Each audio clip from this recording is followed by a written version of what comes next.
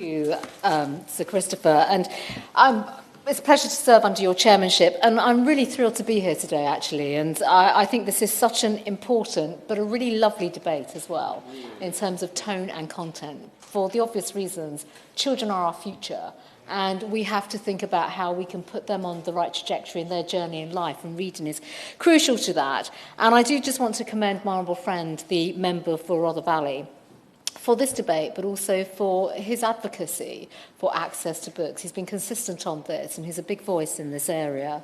And if I may say so, it's been really nice to follow the member for Strangleford, who has made me smile today, actually, with references to Dolly Parton's Imagination Library. She, quite frankly, is an incredible woman when it comes to philanthropy. And again, you know, someone that has articulated her worldview through her lyrics, but also put that into practice in terms of investing in children is absolutely crucial.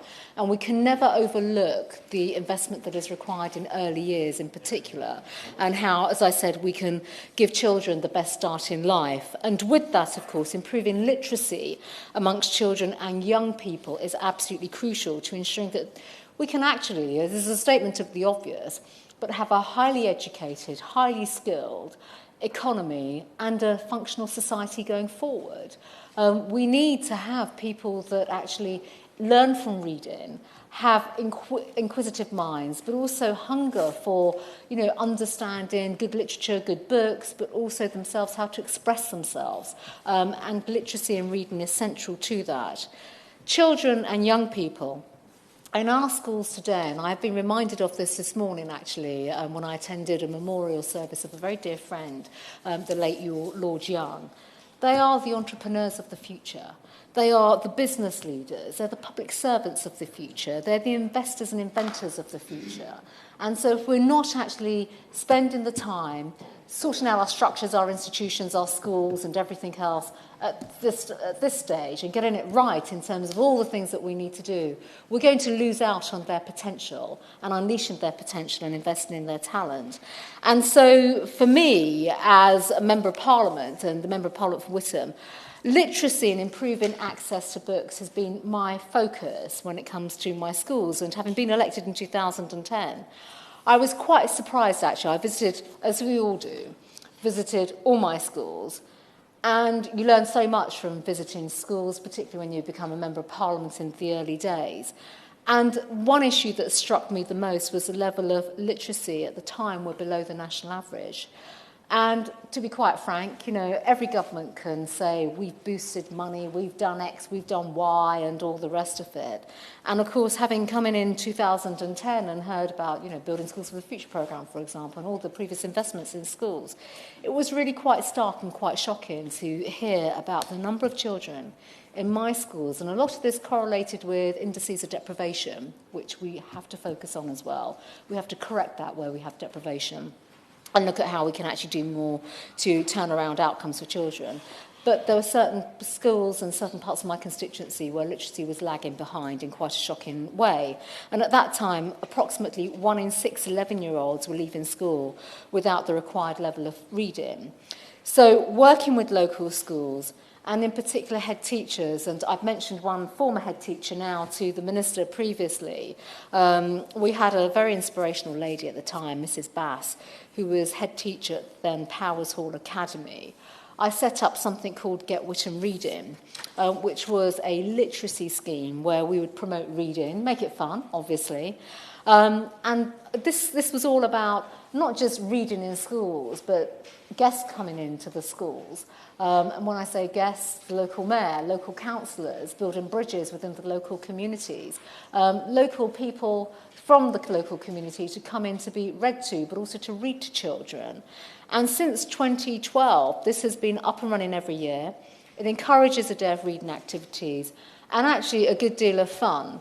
It's fair to say I can be a complete pain to many publishers because I'm also quite demanding of them now, because when I run Get Written Reading, I like to at least give books to schools and even donate personally to the pupils. And I have done that pretty successfully in recent years. I'm hoping to donate over 1,000 books this summer to children in my constituency. And there are publishers that will be written to very shortly where I'll be, with my begging letters, asking them to do much more. And I think actually there is an onus upon publishers of children's books. When you think about the range of authors, including my honourable friend, the member for Watford, this is really important because genres of reading, different styles of reading and literacy are just so important to children of all ages.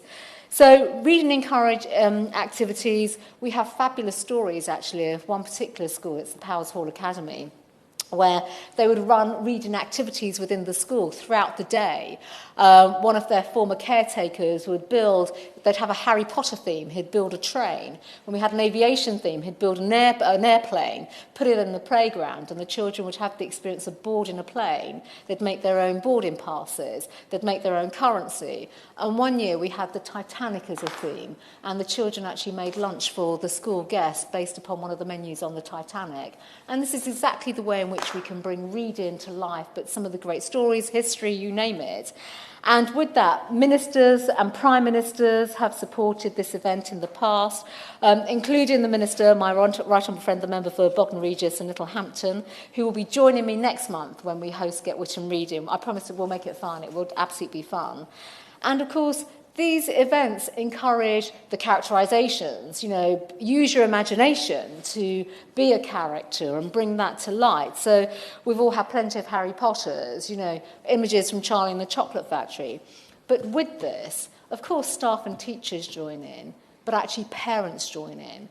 And for me, one of the biggest lessons, certainly in my time as a Member of Parliament, has sometimes been that disassociation between parents and their children's reading at home, and how we can actually encourage parents by bringing them to come into the schools to be part of this and then take the books away, read them to their children, and of course encourage the presence of more books at home, because many of these households at the time had no books and did not have books at home. So Get Written Reading is all about encouraging local children and young people to enjoy reading, to get them away from the consoles, despite the fact technology is important, and into books. I mean, I have a confession to make. In my teenage years, I probably read more smash hits and New Musical Express than I did various books. But irrespective of that, continuing the theme of reading has to continue, and that means we have to find ways in which initiatives where we can support more books going into schools, but actually some ownership of books. I think young people in particular like to own books, and we have to make that really easy for them. But of course, donating books is one aspect for that. As I said, I put in a plea to publishers and authors. I have an open invitation if any of them wish to come to Get Written Reading. They're welcome to contact me, donate their books, or even join us. But the situation back in 2010, I think, is a marked contrast to where we are now. And national literacy standards compared to our international competitors back then had fallen. And it is the resolve of the government and the ministers to do a great deal about that. In 2006, we were ranked 16th in the world on the Programme for International Student Assessments. And that had fallen since being ranked 6th in 2020. But by 2009, we'd fallen to something like 23rd in the world. So bear in mind, we are the country that has given the world Shakespeare, Bronte, Shelley, Tolkien. And if we're not featured in those league tables, what does that say about us? And I do want to pay tribute to the Minister and to all governments over the last decade, actually, because it's the focus and the rigour that has, since 2010, helped raise standards. And I pay particular tribute to the Minister, my right honourable friend, because it is his steadfast commitment. He's written to me over many years about this, when I have badgered him and he supported my initiatives, but also just actually being very open to do work with schools, for example, and give teachers confidence in this space as well. And I have seen some of the progress, I really have, and with that, the impact of the pupil premium. And I don't think we should forget the impact of the pupil premium, particularly particularly in areas of deprivation, because certainly I've had experience where that has enabled my schools to focus additional investment on tackling lower literacy standards when it comes to pupils from lower income households and families. And we've now seen that when it comes to the Progress in International Reading Literacy Study, we're now ranked 4th out of participating countries, and that is incredible. So really, my message is one where we can never stand still in this area. I think the government and the minister and others, everyone over the last decade have worked incredibly hard. But yet again, the government can only do so much. And I think in this debate we've already heard already how there are great philanthropists, other organisations that are doing so much more, how partners can work with educational trusts to get books into schools, how our libraries can be slightly more welcoming. We need to keep them open as well. And in Essex, we've worked very hard, and I pay tribute to County Council as well, because they play an important role in supporting literacy. But I don't think it should be just about the Summer Reading Challenge, which is coming soon, obviously. We need to have reading challenges every single day. We need to encourage and set the bar quite high every single day as well. But when it comes to the Summer Reading Challenge into holiday activities and food programmes, I wonder if we can do much more to tie all of this together in a much more holistic approach. So, in conclusion, Sir Christopher, I just want to really say that we can't stand still. Generations of children should always feel the benefits of literacy, books and reading. We're a fantastic country when it comes to literacy and our authors. And of course, this is the start of their journey in life and how they could become the entrepreneurs, innovators of the futures if they have access to books, and that is something we will support. Thank you.